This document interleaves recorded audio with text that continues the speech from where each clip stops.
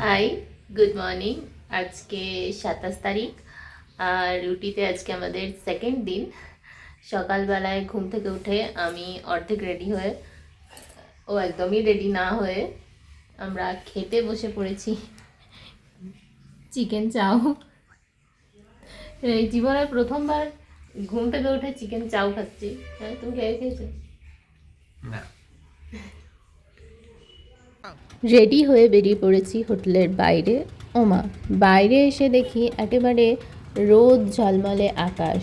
এখন বাজে সকাল 9টা আর আকাশ একেবারেই পরিষ্কার।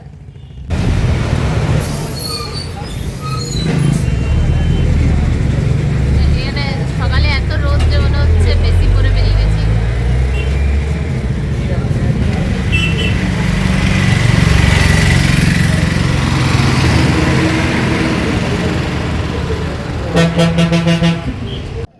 ব্রেকফাস্ট তো সকালে হোটেলেই করে নিয়েছিলাম আর এখন বাইরে বেরিয়ে কফি খেলাম। আর এই ঠান্ডা ঠান্ডা ওয়েদারে গরম গরম কফি বেশ লাগলো। বেরিয়েছি একটু চারপাশটা দেখতে। আসলে আমাদের সেরকমভাবে কোনো ছকে বাঁধা প্ল্যান নেই যে এইগুলো দেখব বা এখানে এখানে যাব। আমরা সকালে বেরিয়েছি, এরপর ইচ্ছে মতো বিভিন্ন জায়গায় যাব। তো এখন আমরা প্রথমেই যাব এমআরএল লেকে। তবে এটা সত্যি যে পাহাড়ে ওই নির্দিষ্ট গন্তব্য কোনো জায়গা থাকে না। রাস্তাটাই এত সুন্দর হয়, চারপাশে সাইট সিনগুলো এত সুন্দর লাগে যে মনে হয় ওই রাস্তায় ঘুরে বেড়াই। তো হ্যাঁ, রাস্তাতে আমরা অনেকক্ষণ ছিলাম, চা বাগানে গেছিলাম, ছবি তুলেছি। তারপরে আমরা গেছি এমআরএল লেকে। চারপাশের সৌন্দর্য এত সুন্দর যে মনে হচ্ছে হাঁ করে তাকিয়ে থাকি আর ক্যামেরাটা, মানে ফোনের ক্যামেরাটা বন্ধই করব না। সব সময় সব কিছু ক্যাপচার করে নিয়ে যাই স্মৃতিতে। দাঁড়িয়েছিলাম এখানে কিছুক্ষণ ছবি তুলতে। এত সুন্দর জায়গাটা, এত সুন্দর ভিউ যে না দাঁড়িয়ে থাকতে পারলাম না।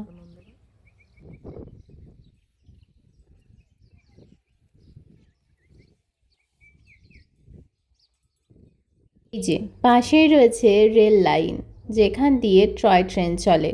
এই নীলগিরি পাহাড়ের মধ্যে দিয়ে টয় ট্রেনে করে যাওয়ার সে এক অদ্ভুত অভিজ্ঞতা হবে।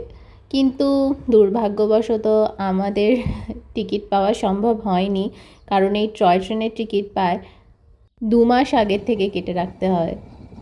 হ্যাঁ, তবে ট্রেনের দেখা মিলেছে, তাতেই বা কম কিসের। দারুণ লাগছিল দেখতে।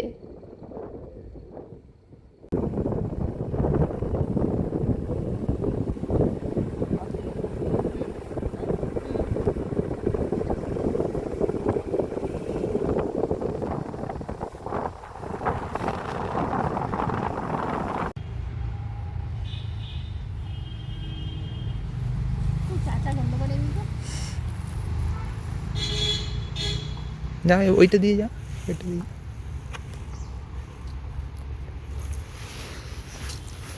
স্ট্রবেরি? হুম, এটা কি স্ট্রবেরি?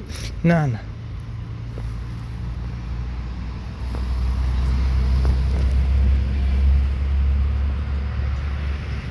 কত পুরনো জায়গা, হুম গোড়া কত মোটা।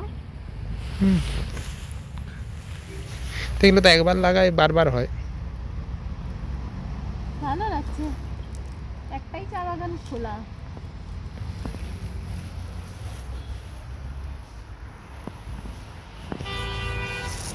চলো। এখানে চা বাগান তো প্রচুর ছিল, কিন্তু বেশিরভাগ সবকটাই গেট ছিল, গেটে তালাবন্ধ ছিল, আর না হলে গেট বন্ধ করা ছিল। তো সেই জন্য এই চা বাগানটা খোলা ছিল বলে এটাতে গিয়ে আমরা কিছুক্ষণ ছিলাম, ছবি তুললাম। আর হ্যাঁ, আমি এই প্রথম চা গাছ দেখলাম, তো আমার এক বেশ অন্যরকম অনুভূতি হচ্ছিল, দারুণ লাগছিল। পাইন গাছের বন, এটা ঝাউবন। এটা ঝাউবন। পাইন গাছের বন হচ্ছে এই উটিতে উঠতে ওইখানে রাস্তায়। উটিতে উঠতে যে রাস্তাটায় উঠলাম না আমরা, ওইখানে পাইন গাছের বন আছে। এটা তো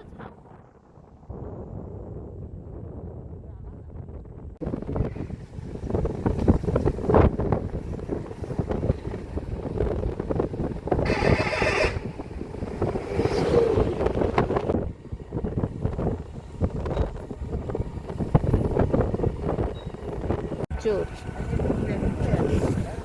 রোদ পোহাচ্ছে।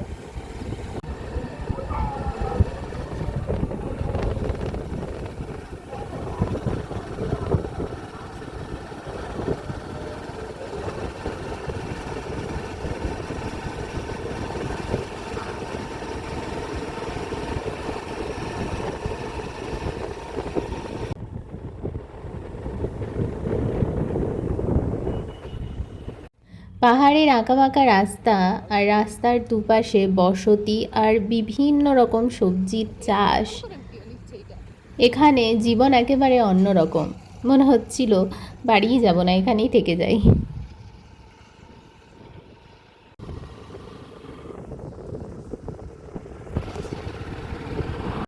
এটা আর একটা চা বাগান পেয়েছিলাম খোলা, তাই ওঠার লোভ সামলাতে পারলাম না।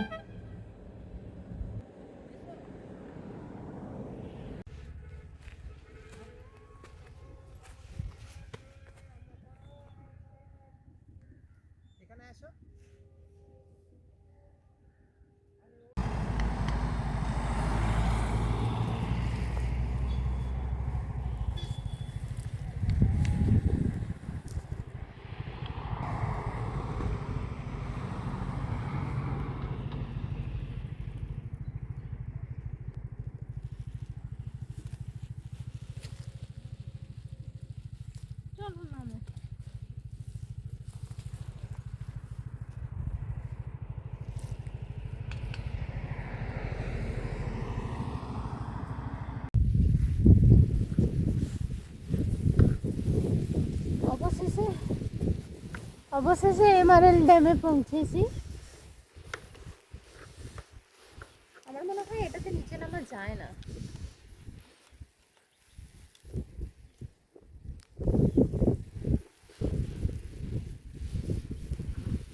গরুটা করে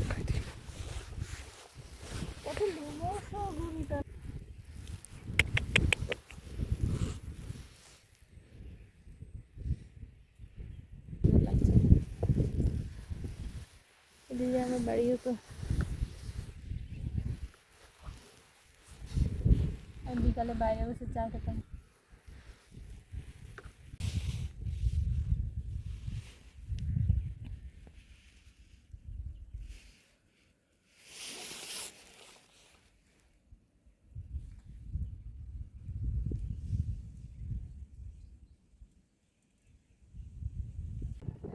ওই লেকের ওখানে গিয়ে মনে হচ্ছিল কি যে শান্ত পরিবেশ, মাঝে মাঝে পাহাড়ি পাখির ডাক পাওয়া যাচ্ছে, আর দূরে দূরে তো কোনো লোক নেই। দারুণ লাগছিল। ওখানে বিভিন্ন বাড়ি ছিল, যাদের বাড়ি সংলগ্ন পাশেই চাষের জমি ছিল, তো তারা সবাই সেখানে কাজ করছে জমিতে। ভীষণই শান্ত পরিবেশ, মানে এত যে অসম্ভব সুন্দর লাগছিল। মনে হচ্ছিল কি যে শান্তি পাহাড়ে, সে পাহাড়ে না এলে বোঝা যায় না। এত শান্ত পরিবেশ, বিশুদ্ধ আবহাওয়া, এখানে থাকলে মানুষ এমনিতেই 10 বছর মনে হয় বেশি বাঁচবে।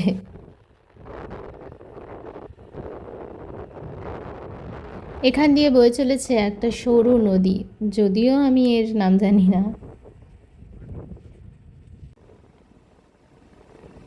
এখানে আরেকটা বেশ সুন্দর জিনিস দেখলাম, পাহাড়ে তো ধস নামে, সেই জন্য রাস্তার ধারে যে পাহাড়গুলো রয়েছে, মানে উঁচু জমির মতো জায়গাগুলো রয়েছে, সেগুলোতে পুরো এরকম জাল দিয়ে ঘিরে দেওয়া আছে।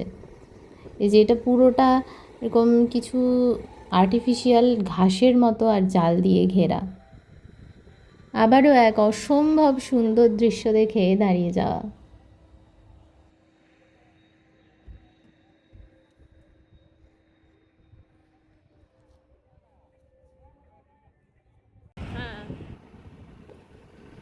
এরকম রাস্তার ধারে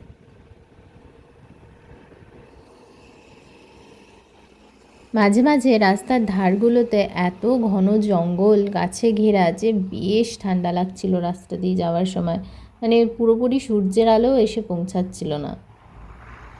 প্রথমে রোদ দেখে মনে হয়েছিল গরম লাগবে, কিন্তু এই রাস্তাগুলোতে বেশ ঠান্ডা ছিল। 12:30 মতো বেজে গেছে, সেই জন্য লাঞ্চটাও আমরা এবার সেরে নিচ্ছি। আর লাঞ্চের পরে আমাদের আরেকটা জায়গা যাওয়ার প্ল্যান রয়েছে, সেটা হচ্ছে দোদাবেতা পিক, মানে নীলগিরি পাহাড়ের সর্বোচ্চ শৃঙ্গ দোদাবেতায় এবারে আমরা যাব। আর আজ আমরা লাঞ্চ করেছিলাম উটি বাস স্ট্যান্ডের সামনেই একটা হোটেলে। এই যে দোদাবেতা যাওয়ার রাস্তা, এখান থেকে আর মাত্র 7 কিলোমিটার। কিন্তু এই 7 কিলোমিটার উঠতেই আমাদের প্রচুর সময় লেগে গেছিলো, কারণ প্রচুর গাড়ির লাইন ছিল। তবু তো আমরা বাইকে ছিলাম, সেই জন্য পাশ কাটিয়ে চলে যাওয়া যাচ্ছিল, কিন্তু গাড়ির এত লম্বা লাইন হয়ে গেছিলো যে মানে অসম্ভব। এক একটা গাড়ি বোধহয় 1-1.5 ঘন্টা করে জ্যামেই আটকে রয়ে গেছিলো।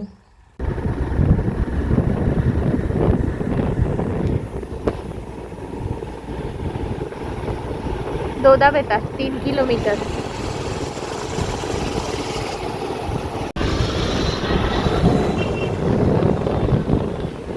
কত পুরনো গাছ, এগুলো পুরো কালো হয়ে গেছে গাছগুলো, এতে সূর্যের আলো পৌঁছায় না, এর পুরো কালো হয়ে যাওয়া গাছ।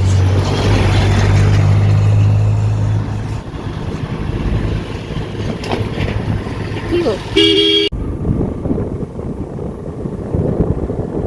অসম্ভব ঠান্ডা এখানে। এখন কি ঠান্ডা, এখন সত্যি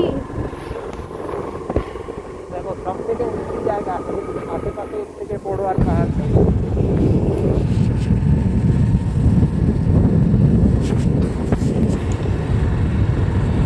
এখানে কাটতে হয় টিকিট, সম্ভবত 30 টাকা করে, আমার ঠিক খেয়াল নেই।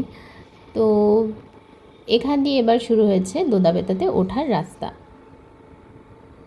আর পাশে ডান দিকে যে রাস্তাটা ছিল ওটা দিয়ে হচ্ছে নামার রাস্তা। আর এখানে জঙ্গলের ভেতরে প্রায় মানে সূর্যের আলো পৌঁছায় না বললেই চলে, এত পুরনো পাইন গাছ রয়েছে। বলো তোমার দোদাবেতায় বাইক চালিয়ে কেমন লাগছে? হ্যাঁ বলো, নীলগিরি পাহাড়ের সব থেকে উঁচু শৃঙ্গে তোমার বাইক চালিয়ে কেমন লাগছে?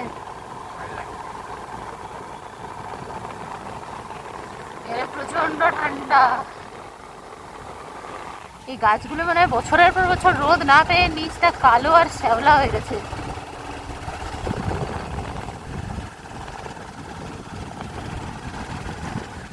সারি সারি পাইন গাছের জঙ্গল ছাড়িয়ে আর কিছুক্ষণ পরেই উঠে পড়েছি দোদাবেতায়।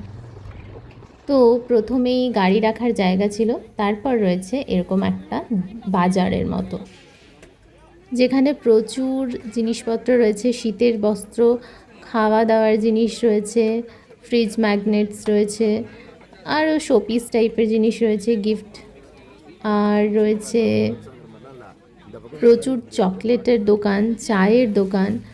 এখানে তো প্রচুর চা ফ্যাক্টরি আছেই, এছাড়াও আছে চকলেট ফ্যাক্টরি, যেটা আমরা দোদাবেতায় ওঠার সময়ই একটা পাহাড়ে দেখতে পেয়েছিলাম চকলেট ফ্যাক্টরি। আর এখানে চকলেটগুলো সত্যিই ভীষণ টেস্টি, তো আমরাও কিনেছিলাম। আর আমরা কিনেছিলাম সাথে একটা ফ্রিজ ম্যাগনেট এখান থেকে। তো এই মার্কেটটা পেরিয়েই পড়বে হচ্ছে দোদাবেতার ভিউ পয়েন্ট। ভিউ পয়েন্টে উঠতে কিছু টিকিট লাগে, সেটাও কত টাকা আমার এখন খেয়াল নেই।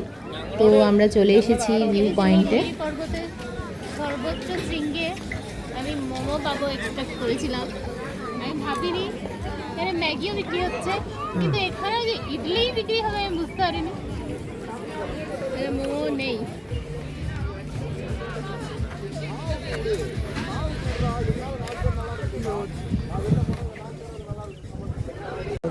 এই যে মেঘের ওপর থেকে চারপাশটা দেখা, এটার জন্যই এতটা উঠে আসা। এখানে নিচে রয়েছে ঘন মেঘের চাদর, একদম সাদা হয়ে রয়েছে মেঘে, যেন মনে হচ্ছে সমুদ্র। অসাধারণ দৃশ্য, মনে হচ্ছিল যেন হাঁ করে তাকিয়ে রয়ে যায়। হ্যাঁ, তবে এখানে বেশ অনেকক্ষণ ছিলাম আমরা, মন ভরে দেখে নিয়েছি। এটাই হচ্ছে লাইফ, বাকি সব মোহমায়া। চারপাশটা ভীষণ ভালো করে অনেকক্ষণ ধরে এক্সপ্লোর করার পরে এবার আমরা যাব কিছু খেতে।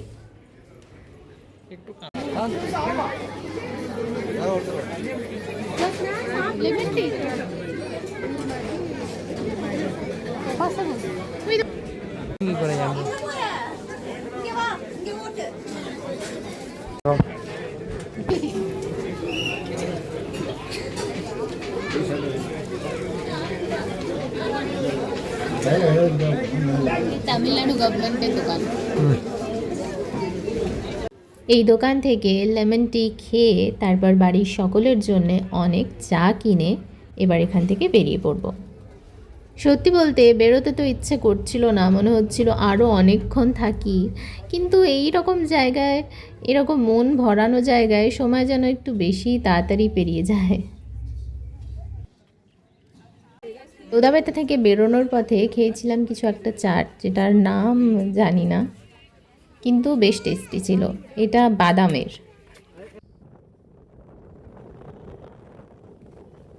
ধরেছি এবার দোদাবেতা থেকে নামার পথ। থাকতে তো আরেকটু ইচ্ছে ছিলই, কিন্তু এখন হয়ে গেছে প্রায় 3:30 বা 4টে বাজছিল। তো এরপর আর বেশি দেরি করলে এমনিতেই যা অসম্ভব ঠান্ডা লাগছিল এখানে, এরপর বিকেল হয়ে গেলে আরও প্রচণ্ড ঠান্ডা লাগবে। সেই জন্যই একটু তাড়াতাড়ি বেরিয়ে পড়েছিলাম। তবে হ্যাঁ, মন ভরে অনেকক্ষণ ধরেছিলাম। আর এই যে দেখতে পাচ্ছ গাড়ির লাইন, এইভাবে গাড়িতে যদি দোদাবেতা আসা যায় তাহলে ওই পুরো সারা একদিন ধরে শুধু দোদাবেতাতেই আসতে হবে, আর কোনো জায়গা ঘোরা সম্ভব হবে না, কারণ অসম্ভব গাড়ির লাইন। দোদাবেতা থেকে তো চা নিয়েই ছিলাম, এবার এখান থেকে নিয়ে নিলাম কিছু চকলেট, কারণ সামনেই রয়েছে চকলেট ফ্যাক্টরি, আর এখানে বিক্রি হচ্ছিল হ্যান্ডমেড চকলেট। এগুলো খেতে বেশ টেস্টি, তাই একটু নিজেদের জন্যে আর বন্ধুবান্ধবদের জন্যে নিয়ে নিয়েছিলাম একটুখানি চকলেট।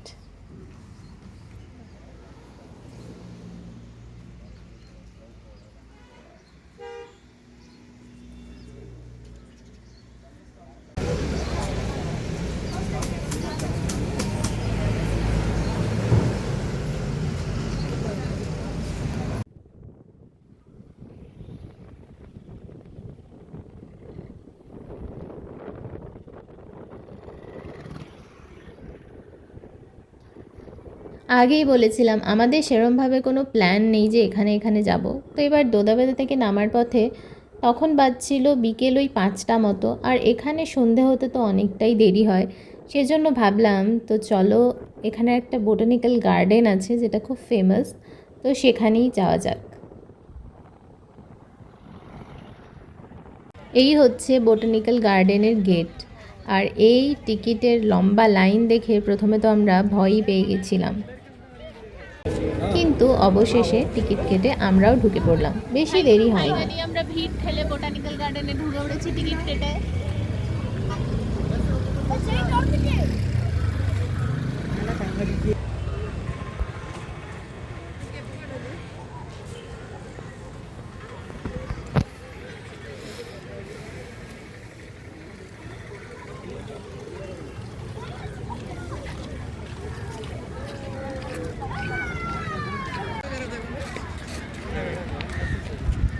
লাগাও।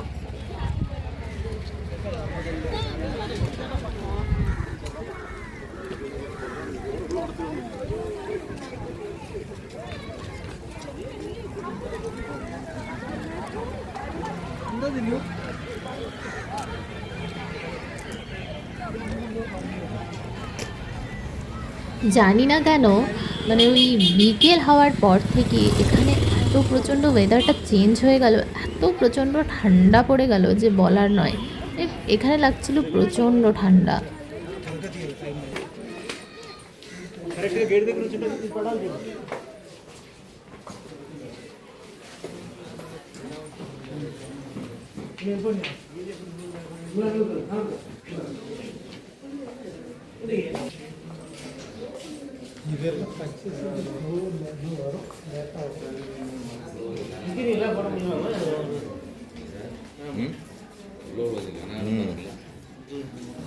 এখানে রয়েছে বিভিন্ন প্রজাতির প্রচুর ফার্ন।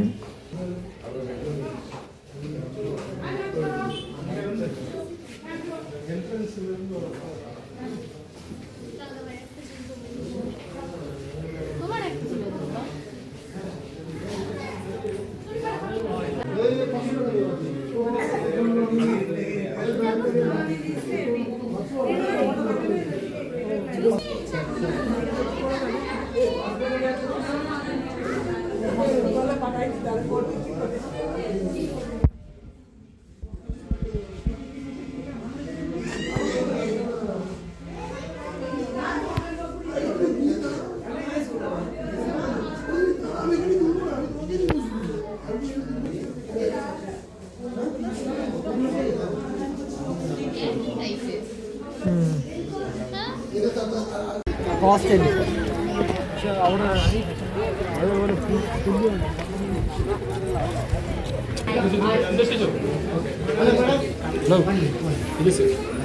इधर से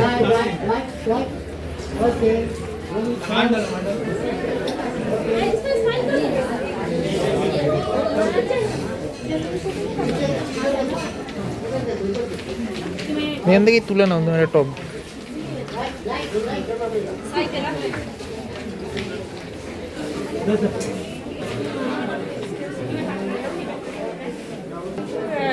చెప్తాను ఇంటనే లేదు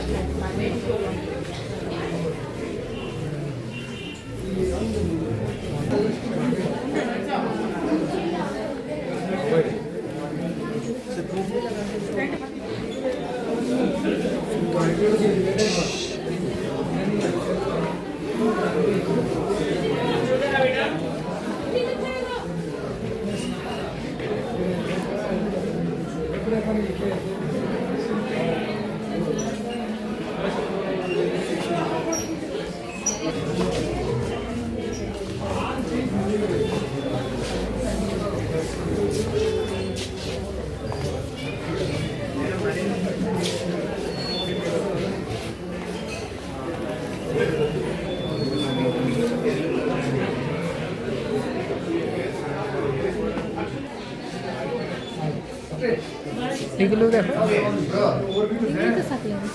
এই যে এগুলো এই যে আমার সাকলেন্সটা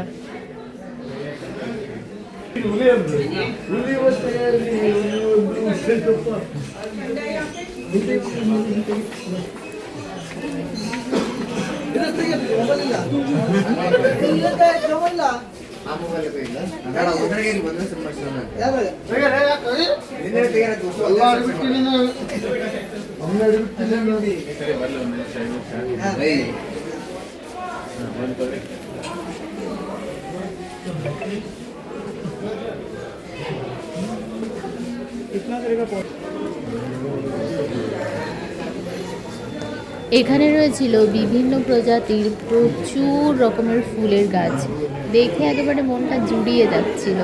এত রকমের রং আর এত সুন্দর দেখতে, মানে অসম্ভব সুন্দর লাগছিল দেখতে।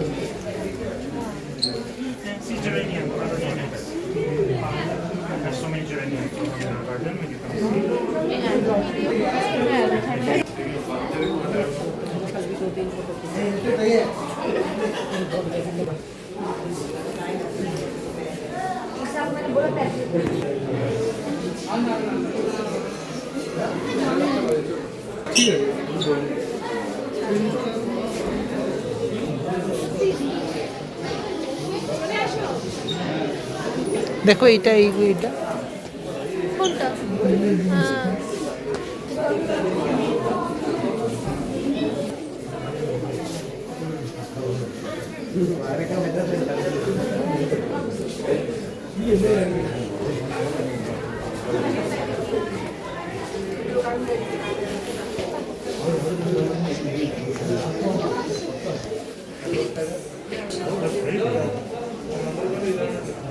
এটা হচ্ছে 40 বছরের পুরনো বনসাই।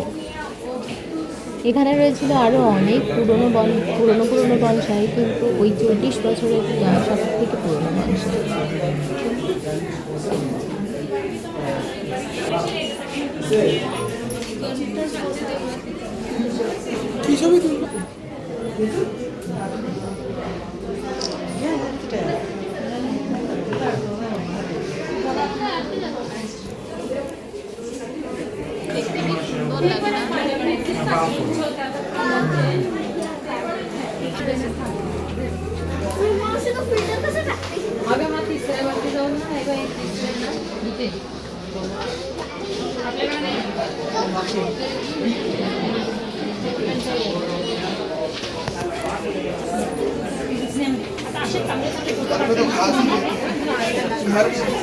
घर पे तो हमारे यहाँ डेकोरेशन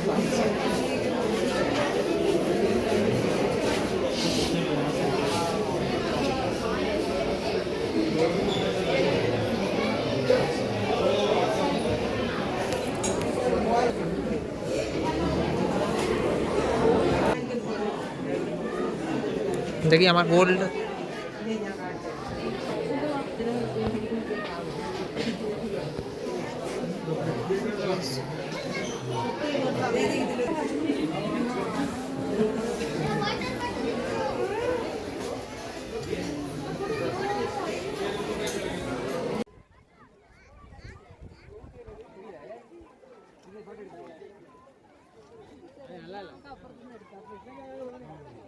বোটানিক্যাল গার্ডেনটা তো বেশ বড় ছিল, আমরা কিছু গাছ দেখেও ছিলাম। তারপর এখানে এত সুন্দর করে গাছগুলো কাটা ছিল, সেগুলোই দেখছিলাম।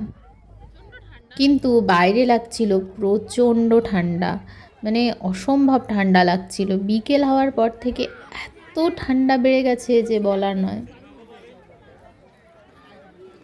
এগুলো কি চোখ নাক?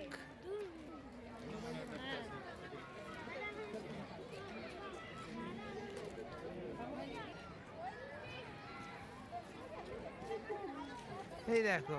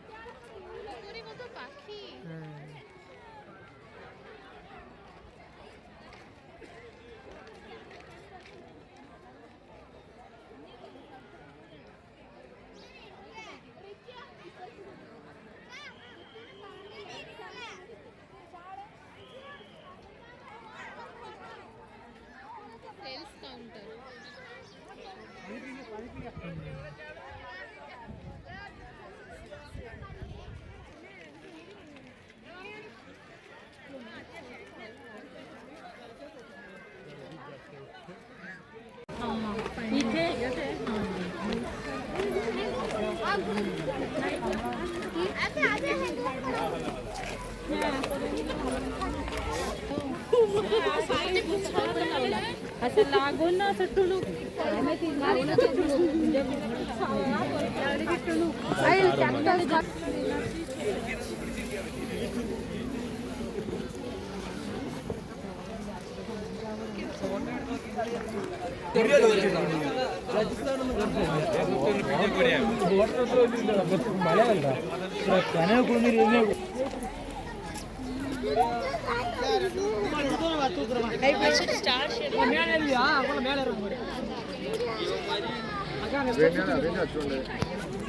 മറ്റൊരു പച്ച ഒരു ഇളം മറ്റോട്ട്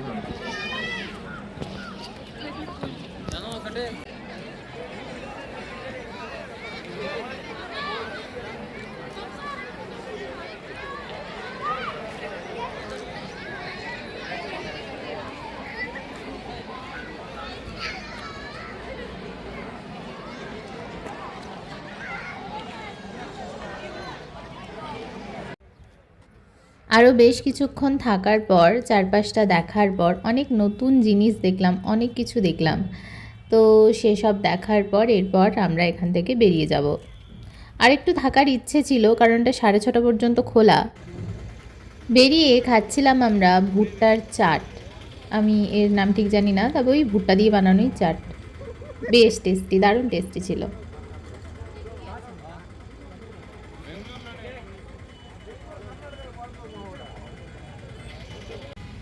এটা উটি মেন শহরটা। তো এরপর আমরা হোটেলে ফিরবো, কারণ প্রচণ্ড ঠান্ডা লাগছিল আর খুব সকালে বেরিয়েছি, সেই 9টার সময় বেরিয়েছিলাম। তো এখন বেশ টায়ার্ডও লাগছে। হোটেলে ফিরে একটু ফ্রেশ হয়ে আবার বেরিয়ে পড়েছি কফি খেতে। আর এখানে সাথে কিছু হট চিপসও নিয়েছিলাম। বের করে দেখাও।